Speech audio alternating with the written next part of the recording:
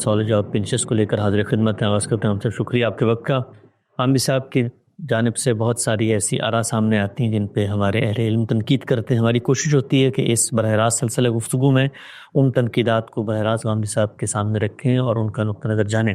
हम सब सैयदना अली और सैयदना अमीर मुआविया के दरमियान जो एक तनाज़ा हुआ है उसकी पूरी तारीख़ पर हमारी 3 मुख्तलिफ़ सीरीज़ हैं जिन पर घंटों पर मुश्तमिल गांधी साहब ने अपना नुक्ता नज़र वाज़े किया है।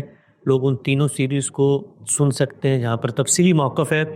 एक चीज़ हम सब सामने आई, मैं चाहता हूँ कि आपसे उसकी वजाहत तलब करूँ। 2 सवालात हैं।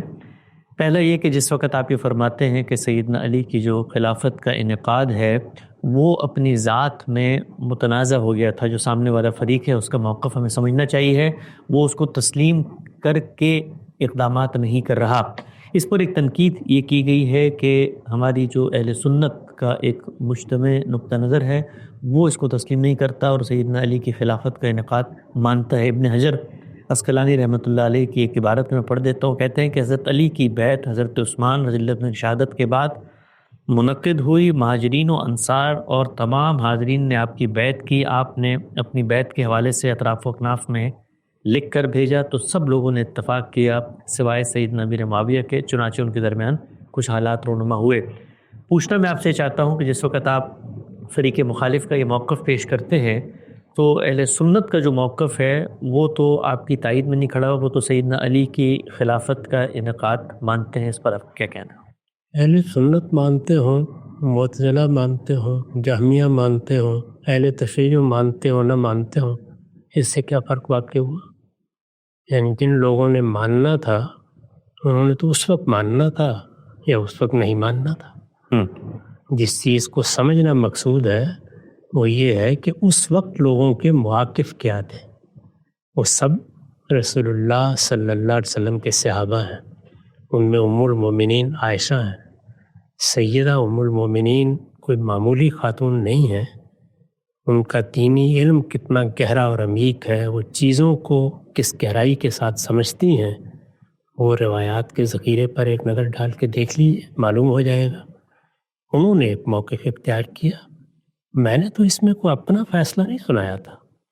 ये हवाला आप मुझे उस वक्त देते जब मैंने कोई फ़ैसला सुनाया होता कि मेरे ख़्याल में फ़लाँ का मौक़िफ़ सही था और फ़लाँ का मौक़िफ़ गलत था। मैंने तो ये बताया कि उनके मौक़िफ़ के क्या दलाइल हैं, उनके मुखालिफिन के मौक़िफ़ के क्या दलाइल हैं, और वो तीसरा गिरोह जिसने दोनों से इत्तेफाक नहीं किया और वो गैर जानिबदार रहा, उसके क्या दलाइल हैं। और उसमें भी साद बिन अबी वक्कास जैसे और अब्दुल्ला बिन उमर जैसे लोग हैं जिन्होंने गैर जानिबदारी का फ़ैसला किया, उन्होंने कोई राय कायम नहीं की। तो इस वजह से अब जिसका जो जी चाहे बाद में मौक़िफ़ कायम करता रहे, फ़ैसला उस वक्त होना था। यानी हम किस चीज़ का मुताला कर रहे हैं?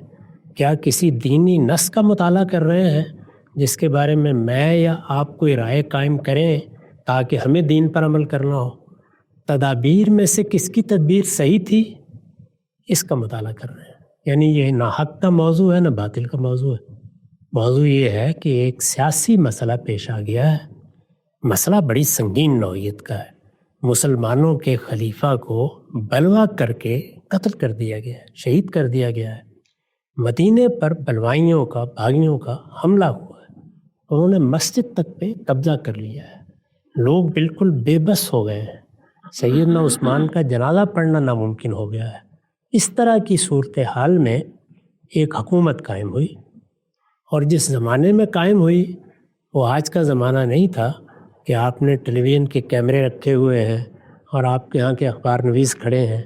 उसकी इत्तलात पहुँचनी है, वो किस सूरत में पहुँची होंगी, इस वक्त किस तरह पहुँचती हैं, ज़रा अंदाज़ा कर लीजिए। यानी यही तस्वीर बनी होगी कि वहाँ तो बागी हैं, उन्होंने पहले खलीफतुल मुस्लिमीन को कत्ल किया है और उसके बाद सैयदना अली के हाथ पर बैत करके उनकी खिलाफत का ऐलान कर दिया है। तो बाहर खड़े हुए लोग इस सारे वाक़े को किस नज़र से देखेंगे, किस मानी में लेंगे? इसके नतीजे में वो तीनों नुक्ता है नज़र पैदा हुए हैं। उन तीनों नुक्ता है नज़र का इस्तिदलाल हमें मालूम है, इसलिए कि वो इस्तिदलाल तो वो लोग ख़ुद बयान कर रहे हैं। सैयदना अली का इस्तिदलाल भी बिल्कुल वाज़ेह है। अदना दर्जे में आप ये नहीं कह सकते कि उन्होंने कोई बुरी नीयत से फ़ैसला किया है। انہوں نے یہ محسوس کیا کہ پہلے ہی بڑا خلفشار ہے، مدینے پر حملہ ہو گیا ہے، یہ لوگوں کی جان و مال آبرو کے درپے ہیں، اگر میں بھی ان کی پیشکش قبول نہیں کرتا تو ہو سکتا ہے کہ اور قتل و غارت کی نوبت آ جائے، تو اس کو روکنے کا طریقہ یہی ہے کہ میں اقتدار سنبھال لوں۔ اور یہ شخص جو کہہ رہا ہے کہ میں اقتدار سنبھال لوں کون ہے؟ یعنی اس وقت اگر دیکھیں تو صحابہ کرام میں ممتاز ترین حیثیت انہی کی ہے۔ سیدنا عمر نے رخصت ہوتے وقت جن 6 لوگوں کے بارے میں کہا تھا کہ صحابہ کی جماعت میں اگر اقتدار کے لیے، سیادت کے لیے نگاہ پڑ سکتی ہے تو انہی لوگوں پر پڑ سکتی ہے، ان میں وہ ایک فرد موجود تھے۔ اور جو 3 لوگ ان میں سے باقی رہ گئے تھے، ان میں ایک طلحہ تھے رضی اللہ عنہ، ایک زبیر تھے رضی اللہ عنہ، اور ایک سیدنا علی تھے۔ ان تینوں میں سے بہت آسانی کے ساتھ یہ کہا جا سکتا ہے کہ مسلمانوں کو اچھے حالات میں بھی موقع ملتا تو جتنا کچھ اس وقت کی تاریخ کو ہم جانتے ہیں سیدنا علی کے حق میں فیصلہ ہوتا۔ اس طرح کی ایک شخصیت نے آگے بڑھ کر نظم و نسق سنبھال لیا۔ کیا اس پر نیت کے لحاظ سے، ارادے کے لحاظ سے، محرکات کے لحاظ سے کوئی انگلی اٹھا سکتا ہے؟ لیکن تدبیر کے لحاظ سے گفتگو ہو سکتی ہے۔ چنانچہ خود ان کے صاحبزادے سیدنا حسن سے یہ روایت منسوب کی جاتی ہے کہ انہوں نے کہا کہ آپ کو ابا جان ایسا نہیں کرنا چاہیے تھا، بہتر یہ تھا کہ عارضی طور پر معاملات ہاتھ میں لیے جاتے، پھر لوگوں کو پیغام بھیجاتا جاتا، جہاں جہاں بھی ذمہ دار لوگ موجود تھے یا جن کو اب کہیں اقتدار میں حصہ لینے کا موقع ملا تھا یا جو نئی قیادت پیدا ہو گئی تھی، وہ سب لوگ آ جاتے اور پھر وہ سب مل کے فیصلہ کر لیتے، فیصلہ آپ ہی کے حق میں ہوتا۔ اسی کا امکان تھا، اس لیے کہ صحابہ کرام کی جماعت اگرچہ بڑی حد تک اب ختم ہو رہی تھی لیکن بہرحال موجود تھی، اور ان کی خصوصی حیثیت کا انکار آسان کام نہیں تھا۔ اسی سے اندازہ کر لیجئے کہ خود باغیوں نے یہ نہیں کیا کہ وہ اپنے اندر سے کسی کو خلیفۃ المسلمین بنا دیں، ان کی نگاہ بھی پڑی تو انہیں پر پڑی۔ یہاں تدبیر زیر بحث ہے کہ یہ تدبیر صحیح تھی یا تدبیر صحیح نہیں تھی۔ البتہ وہ دوسرا شخص ان کی نیت پر بھی حملہ آور ہو سکتا ہے، کہہ سکتا ہے، لیکن جو مقابل کے لوگ ہیں ان کے جتنے بیانات ہم نے پڑھے ہیں ان سے یہ معلوم ہوتا ہے کہ انہوں نے بھی ایسا نہیں کیا۔ وہ بھی یہ خیال کرتے ہیں کہ ہمارے خیال کے مطابق اول تو ان کو یہ سنبھالنا نہیں چاہیے تھا، اگر سنبھالا ہے تو پھر ان کو اللہ تعالیٰ کے احکام نافذ کرنے چاہیے، ان کو سب سے پہلے ان باغیوں سے قصاص لینا چاہیے۔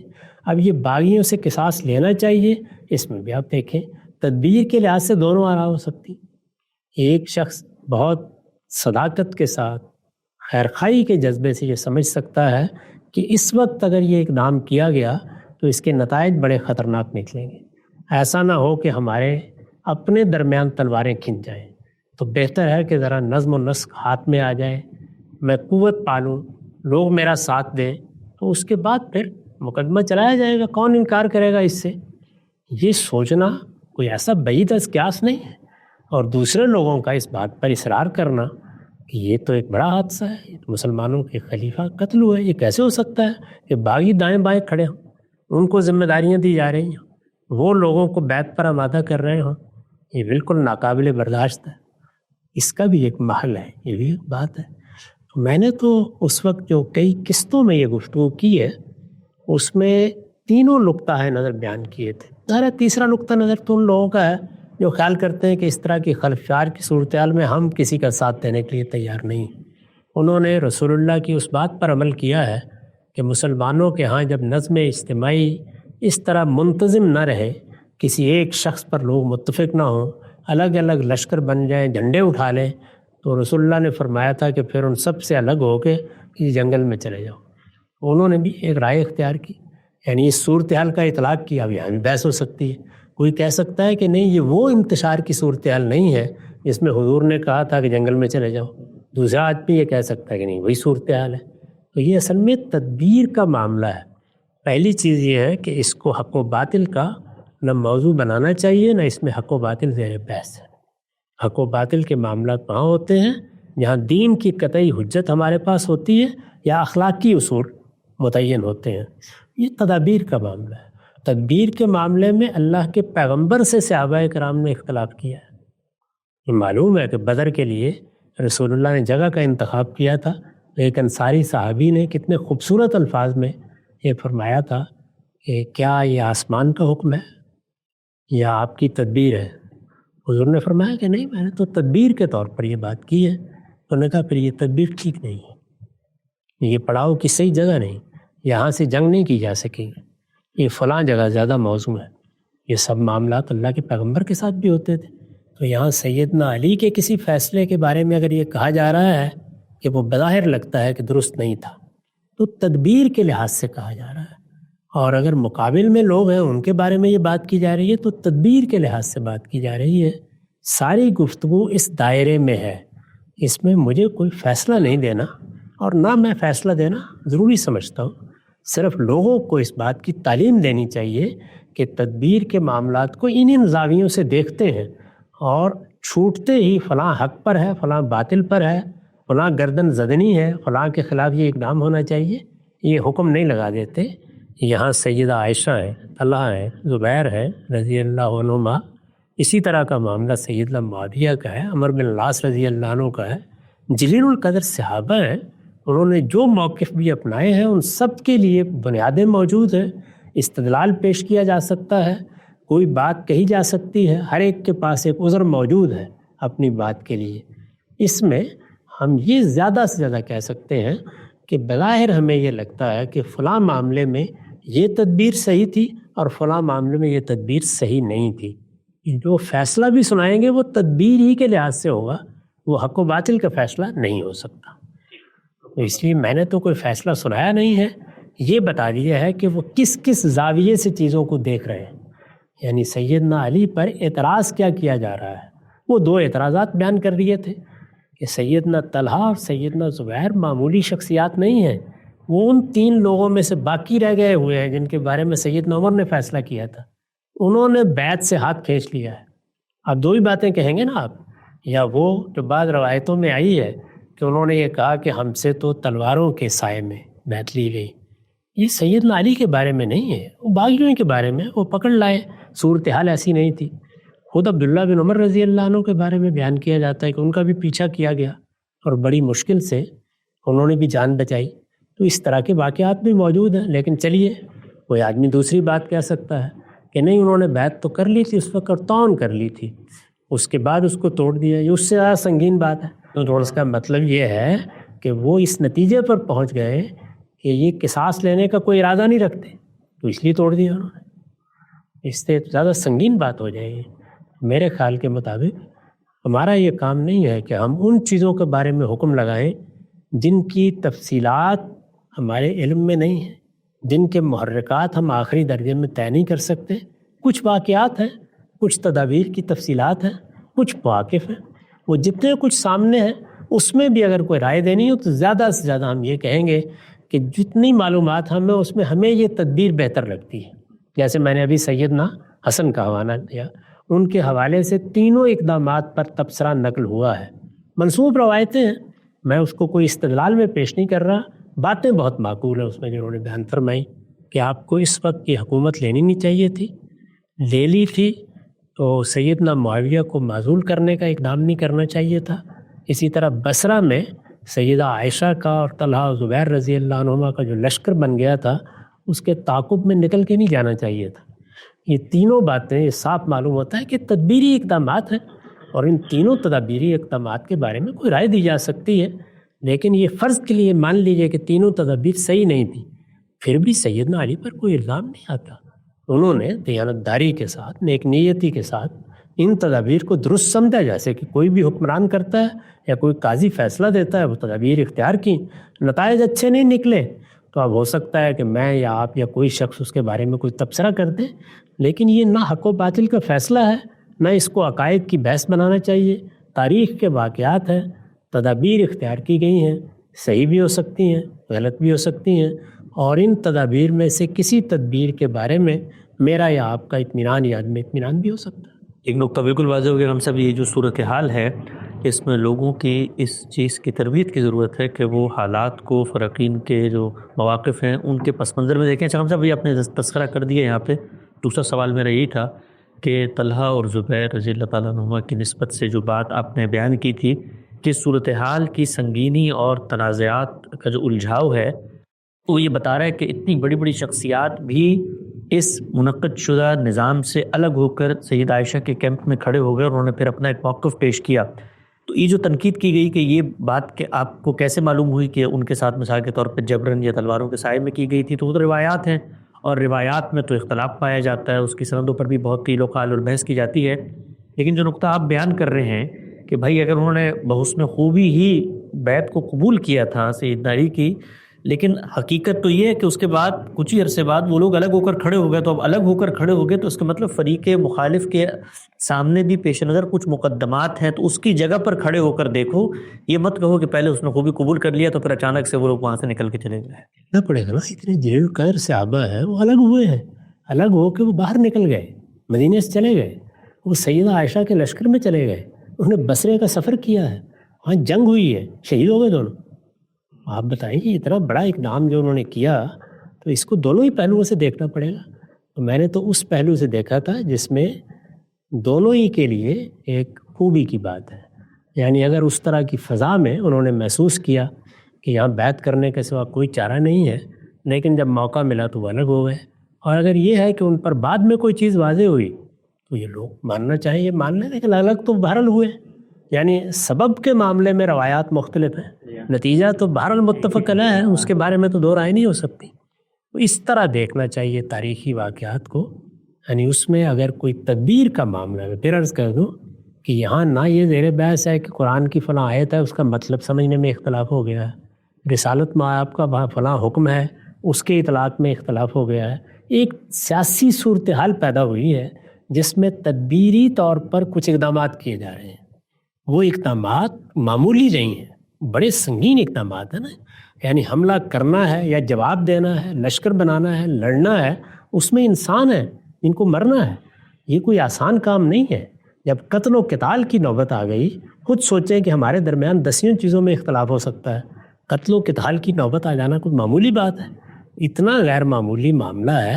اس غیر معمولی معاملے میں سب کے موقف کو دیانتداری کے ساتھ بیان کرنا چاہیے، سب کے موقف کو اہمیت دینی چاہیے. کسی نے بھی جتنے بھی احوال ہمیں معلوم ہے بدنیتی کی بنیاد پر کوئی کام نہیں کیا. اور بدنیتی کا فیصلہ کرنے کے لیے تو شہادت کی درجے کے کرائن چاہیے ہوتے ہیں، وہ ہم کیوں کریں اور اپنے آپ کو اس مصیبت میں کیوں ڈالیں؟ ہم صرف یہ کریں گے کہ ہم سب کا موقف سمجھیں گے، جو کچھ بیان ہوا ہے کوشش کریں گے کہ اس موقف کو بے کم و کاست واضح کر دیں، اور ہر ایک کے لیے جو عذر ہے وہ بھی سامنے رکھ دیا جائے. دسیوں سیاسی معاملات ہیں ہمارے یہاں ہوتے ہیں. یعنی ایک انتخاب ہوتا ہے، اس میں ایک فریق یہ کہتا ہے کہ ان انتخابات میں کیا مسئلہ ہے، ہم حکومت سنبھالنا ہے، دوسرا یہ کہتا ہے کہ ان میں تو دھاندلی ہوئی ہے، ہم اس کو قبول ہی نہیں کرتے. یہ اس زمانے میں سب باتیں ہوتی ہیں جب فیصلے کرنے کے لیے ادارے بن چکے، نظم وجود میں آ چکے. تو کس دور پر ہم حکم لگا رہے ہیں؟ یہ حکم اگر اہل سنت نے لگا دیا ہے وہ جانے اور ان کا حکم جانے. میرے نزدیک بعد والوں کو یہ حق ہی نہیں ہے کہ وہ اس طرح کے معاملات میں حکم لگائیں. ٹھیک ہے صاحب، ایک آخری سوال آج کی نشست کا. ایک بنیادی نقطہ آپ نے اور سوال اٹھایا ہے کہ اگر ان دونوں فریقین میں سے کسی ایک فریق کے حق میں رسالت مآب صلی اللہ علیہ وسلم حق پہ ہونے کا فیصلہ فرما کے چلے گئے تھے تو اس فریق کو عین میدان جنگ میں اس فیصلے کا حوالہ دینا چاہیے، بالخصوص اس موقع پر جس وقت تحکیم کی گئی ہے، حکم بنائے گئے ہیں اور کہا گیا ہے کہ اب معاملے کو سلجھایا جائے. تو ہم سب کہا جاتا ہے کہ جو حدیث عمار کے پس منظر میں بحث ہوتی ہے کہ عمار کو باغی گروہ قتل کرے گا، آپ نے فرمایا کہ سیدنا علی نے اس روایت کو اپنے حق میں کیوں نہیں پیش کیا؟ تو اس کا جواب یہ دیا گیا ہے کہ بھئی وہ تو بڑے آدمی تھے اور وہ رسالت مآب صلی اللہ علیہ وسلم کی جو پیشن گوئیاں یا ان کے ساتھ ان کا محبت یا تعلق وہ اس کا حوالہ دینا پسند نہیں کرتے تھے. لہٰذا یہ وجہ ہے کہ انہوں نے اس موقع پر یہ نہیں بتایا کہ میرے بارے میں کیا پیشن گوئیاں ہو چکی ہیں. رسول اللہ صلی اللہ علیہ وسلم نے جو میرا گروہ ہے، جو میرا لشکر ہے، اس کے ساتھ جنگ کرنے والوں کی کس طرح سے مذمت کی ہے، ان کو باغی قرار دیا ہے. تو یہ تو ان کا بڑا پن ہے، ایک بڑی شخصیت ہے. وہ اس موقع پر اس وجہ سے نہیں بیان کر رہے، ورنہ چیزیں تو بہت آبویس ہیں. یہاں تک کہ ان کے لشکر کے بعض لوگوں نے سیدنا امیر معاویہ کو کہا کہ بھئی عمار کو تو روایتوں میں آتا باغی گروہ قتل کرے گا، تو انہوں نے آگے سے جواب دیا کہ تو علی ہمارے سامنے ان کو لے کر آ گئے، تو ہم نے تو نہیں ان کو اٹھ کے مارنے کا کوئی اقدام کیا. تو آپ کا جو سوال ہے اس کا جواب دیا جاتا ہے کہ بھئی وہ بڑے لوگ تھے، وہ کیوں اس موقع پر آ کے بتائیں کہ رسول اللہ نے ہمارے حق میں فیصلہ کر دیا ہے؟ اس کی ضرورت ہی نہیں ہے بتانے کی. اس سادگی پہ کون نہ مر جائے خدا. یعنی معاملہ کیا ہے؟ صفین سے پہلے یہ بات اگر ان کے علم میں تھی اور انہوں نے پیش نہیں فرمائی تو اس کا مطلب یہ ہے کہ ایک ایسی بات کو چھپا کر انہوں نے ہزاروں لوگوں کے مرنے کا سامان کر دیا. ان اللہ، یہ تو بہت بڑی بات. یعنی یہ صرف اتنی سی بات ہے کہ ایک مجلس میں ان سے تقاضا کیا گیا تھا کہ ذرا اپنے فضائل بیان فرمائیے. بڑے آدمی ہیں، وہ اپنے فضائل خود کیوں بیان کرتے؟ یہ فضائل کی بحث نہیں ہے، یہ اس موقع کے اوپر ہزاروں لوگوں کی جانیں بچانے کا مسئلہ تھا. پیش کرنا چاہیے تھا انہیں، واجب تھا ان پر کہ وہ پیش کرتے اگر ان کے علم میں تھا. اور تحکیم کے موقع پر، یعنی یہ تو اصل میں صفین سے پہلے تھا. اس وقت تو لوگوں کی گردنیں کٹ گئیں، اتنا بڑا حادثہ ہو گیا، مسلمان آپس میں لڑے، ہزاروں لوگ مارے گئے. اس کے بعد تحکیم کی نوبت آئی. تو تحکیم کی نوبت آئی تو آپ نے کیا مانا؟ یہ کہ اب کچھ لوگ مل کے فیصلہ کریں گے کہ کس کا موقف درست. میرٹ پہ بات ہو جائے گی. تو یہ تو میرٹ پر بات ہونی ہے نا. تو اس موقع پر رسول اللہ کا فیصلہ. سوال یہ ہے کہ جب سیدنا صدیق رضی اللہ عنہ نے سقیفہ بنی ساعدہ میں قریش کے حق میں رسول اللہ کا فیصلہ پیش کیا تھا تو وہ بڑے آدمی نہیں تھے؟ اللہ اکبر. اس امت میں ان سے بڑا کون ہے؟ حضور کا فیصلہ تھا. تو اگر آج کے لوگ اس کو حضور کے فیصلے کے طور پر پیش کر رہے ہیں تو ان سے پہلے یہ سیدنا علی کا فرض تھا کہ اس کو پیش کرتے. واجب تھا ان پر، اس لیے کہ لوگوں کی گردنیں کٹنے کا موقع آ گیا تھا. یہ کوئی تعریف کی اور مدح سرائی کی اور منقبت کی مجلس نہیں تھی جس میں بڑے آدمی نے پسند نہیں فرمایا کہ وہ اپنے بارے میں بات کریں.